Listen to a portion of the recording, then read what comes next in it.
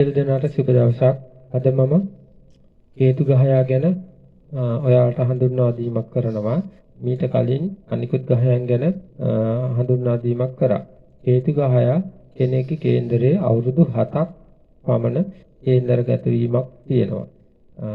අහතසාසේසේ අනුව නම් ඊට වැඩිය වෙනස් වෙන්න පුළුවන්.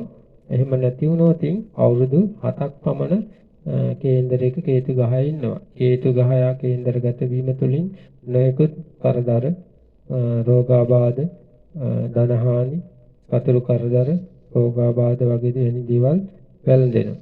ඉතින් එහෙම වැළඳෙන රෝගාබාධ වල කේතු ගහයාගෙන් ඉතාමත්ම භයානක තත්ත්වයන් ඇති කරනවා. සෙනසුරුවේ රාස්තක ඒක රාශී වුණොත් කේන්දරයක ලග්නය, ධනස්ථානය, සහජස්ථානය, බන්ධුස්ථානය, පුස්තස්ථානය, ශස්ත්‍රස්ථානය, විවාහක ස්ථානය, මුස්තුස්ථානය, ධර්මස්ථානය, කර්මස්ථානය, අයස්ථානය, වැයස්ථානය යන ස්ථාන 12 හේතු ගහයා කේන්දරගත වීම තුලින් යම් යම් ප්‍රශ්න ඇති කරනවා, ජීවිතේ බාධක ඇති කරනවා. ඒ වගේ දේවල් ඇති වෙන්නේ මේ ගහයා ඒ රාශිවල ඒක රාශි වෙනවාති. හේතු ගහයා ලග්නේ ඉන්නකොට බලපාන විදියත් ඊට අමතරව ඒ රාශි 12 මේස, උසබ, මිථුන, කටක, සිංහ, කන්‍යා, තුලා, වෘශ්චික, ධනු, මකර, කුම්භ, මීන කියන රාශි 12ට අනුව තමයි ගුණාගුණ තීරණය වෙන්නේ. අපි කේන්දරය බලනකොට ඒක තේරුම් ගන්න ඕන විදිය තමයි ඒ රාශියට ඒ හේතු ගහය හොඳද, නීසද, චතුරද, උච්චද, අශ්‍රේෂ්ඨද කියන එක වටහා ගන්න ඕන.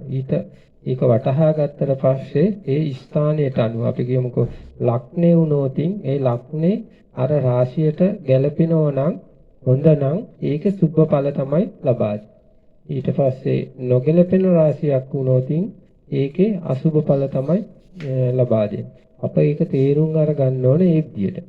හොඳ ගහයොත් ඉන්නවා, නරක ගහයොත් ඉන්නවා කියලා එහෙම දෙයක් නැහැ.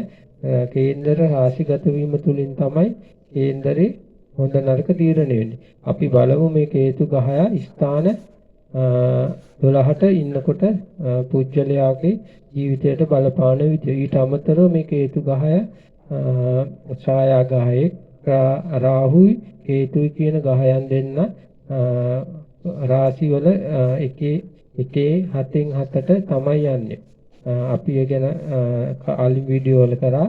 මීට අමතරව වීඩියෝ වලදී දැන් ගහේ නම දෙනා ගැන හඳුන්වීම් කරානේ. ඒව හොඳට අධ්‍යයනය කරන්න. ඊට පස්සේ අපි ඒ කේන්දරේ උත්පත්ති දශාව ඉපදිලා ඉන්න මහ දශාව බලාගන්නේ කොහොමද කියලා දෙනවා. ඊට පස්සේ කේන්දරේ දැනට ඉන්න මහ දශාව අනුව තමයි ඊළඟ කේන්දරේ ගුණගුණ විග්‍රහ කරන්න ඉගෙන ගන්න ඕනේ. ඒක ගැන දැනගන්න කලින් මේ ගහයුන් ගැන හොඳ අධ්‍යයනයක් ඇති කරගන්න ඕන. ගහයෝ ස්ථාන 12ට ඉන්න විදිය. ඒ විදියට ඉගෙන ගත්තට පස්සේ කේන්දරේ බලන එක ඉතාමත්ම පහසුයි. අපි බලමු ඊළඟ වීඩියෝ වලින් ඒ ගැන. දැනට මේ හේතු ගහයා ස්ථාන 12ට තියෙන විදිය අපි ඉගෙන ගමු. ඊට අමතරව එක්කෙනෙක් සඳහන් කරලා තිබ්බා මේවා අහනකොට නිදිමත ගතිය ඒ වගේ දේවල් ඇති වෙනවා කියලා. මේක නිකම් කියාගෙන යනවා. කිසිම ජොලියක් නැහැ, විනෝදයක් නැහැ, සතුටක් නැහැ වගේ දෙයක්. මේ ජෝතිෂය කියන්නේ විනෝදයක්, රස විඳින්න හැකි දෙයක් නෙවෙයි. එක එක්කෙනාගේ ජීවිතේ ඇති කරන දේවල් තමයි කියලා දෙන්නේ. ඒව කියනකොට වෙනත විහිළු කතා, විකට කතා මේ ඒ වගේ දේවල් වගේ මේව විනෝද ආස්වාදයක් ලැබෙන්නේ නැහැ. මේක තේරෙන කෙනාට තේරෙනව, නැති කෙනාට ඒක තේරුම් ගන්න අමාරුයි. තේරුම් ගන්න අය තේරුම් අරගෙන ඒකෙන් ප්‍රයෝජන ගන්න එක තමයි කරන්න තියෙන්නේ. එහෙම නැතුව මේ කේන්දරේ තියෙන දේවල් මවාපාල මෙච්චර කාලයකට රැවටීම් වලට අහු වෙලා ඉන්නේ. කේන්දරේ මෙහෙමයි, ගහයික් මෙහෙමයි, ඒනාට හරියන විදිය කියලා අතින් වචන දාලා ඒක මුලාවේ දාලා තියෙන්නේ ජනතාව. ඒ නිසා තමයි ජනතාවට මේ වැහෙනකොට මේව තිත්තරහක් වගේ කිසිම හරයක් නැති දෙයක් වගේ කොහොමද කියලා ජෝතිෂය කියන්නේ ඕකද කියලා ප්‍රශ්නයක් ඇති වෙනවා. මොකද ගොඩක් අය පුරුදු වෙලා තියෙන්නේ අර රසවත් විදියට මේක ජීම් පහත් වෙනවා වගේ දෙයක් නිදානේ පහත් වෙනවා වගේ එක සැරේම හරියන විදියට සුරංගනා කතා වගේ ඒවට රැවටීම් වලට අහු වෙලා තියෙනවා. ඒ නිසා මේදී රැවටීමක් නෙවෙයි කරන්නේ ඇත්ත සත්‍ය තමයි හඳුන්වා දෙන්නේ.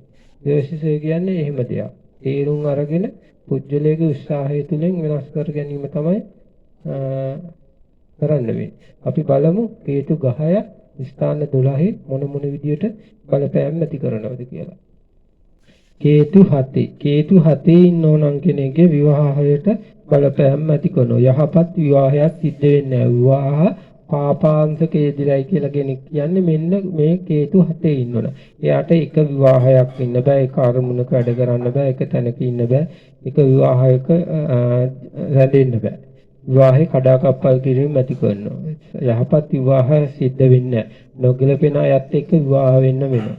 තමන්ගේ බලපෑම් අනුව විවාහය ප්‍රශ්න ඇති කරන තමන් ජීවත් වෙන ක්‍රමය අනුව විවාහය කඩාකප්පල් වෙනවා. ඒ ප්‍රශ්න ඇති කරන මේ හේතු 7 ඉන්නවා. විවාහක ස්ථානයට හේතු හොඳ නැහැ. ඒ හේතු 7 ඉන්න කෙනෙක්ගේ ඒ ගම ඇතෑරලා යන තත්ත්වයක්, විවාහය ඇතෑරලා යන තත්ත්වයක්, විවාහය එපා වෙලා යන තත්ත්වයක් ඇති කරනවා. ඒක කාල්තිය හඳුනා ගැනීමෙන් ඒ தත්ත්වය ටිකක් මර්ධනය කරගන්න පුළුවන්. එහෙම නැති වුණොත් විවාහය ගැන කිසි උනන්දුවක් නැතුව විවාහය Tamanට ජීවිතේට සාර්ථකත්වයට යොදා ගන්න බැරුව අසාර්ථකත්වයට යෙදෙන්න පුළුවන්. ඒ හේතු යෙදෙන්නේ හේතු 7ට හොඳ නැහැ. විවාහය ස්ථාවරව පවත්වා ගන්නට බැරි වෙනවා. ගම්බිම් ඇත ඇරලා යන්න සිද්ධ වෙන සමාජ පසුබිම් ඇති කරනවා. ප්‍රශ්න ඇති කරන. ඒ ගැන කල්පනාකාරී වැඩ කටයුතු කරන්න. එහෙම කළා මේ ප්‍රශ්න වලින් මිදෙන්න උත්සාහවන්ත වෙන්න. අපි ඊළඟ වීඩියෝ වලින් හේතු 8ට මුස්ත ස්ථානයට කොහොමද කියලා බලමු.